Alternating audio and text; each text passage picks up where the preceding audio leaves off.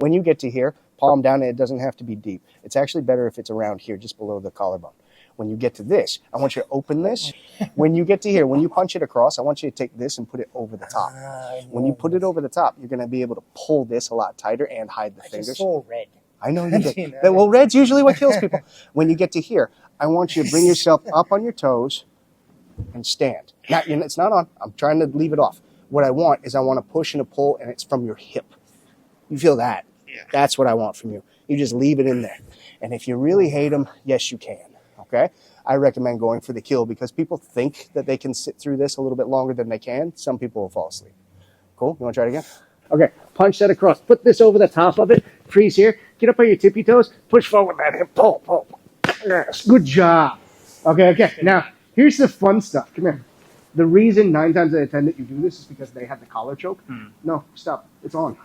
Now your response to the collar choke, you come over the top of this one. Good. So now you put the fingers in. Yeah. So the reason we do that, no, calm down. Everything you just did. Stop it. On the other. Hold that. Oh, God, let go. Palm down. Fingers in. Oh, my God, now I am. Oh, I get it. Yes. Oh, I get things. You're on my weak side. God, let go for a second. The reason we do this, boom, because that top hand.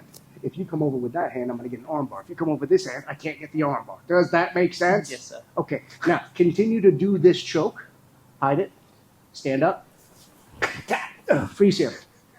I want you to do that again, and I'm going to tap you. Yeah, go again. Okay. So if my legs are around the hips for the cross-collar choke, there's this... If my legs are around the hips for the cross-collar choke and he stands up, I will raise my hips. By raising my hips, I'm able to get that bite. So let me describe that real quick for jiu-jitsu dorks that care. When I get to here, that's the connection. But me pulling my knees and puffing up my chest is what takes out the slack, right? So now, if you put 2 hands on my chest and stand up, right now, it's hard for me to bring you in. Does that make sense? My elbows are not able to do that, taking out the slack thing.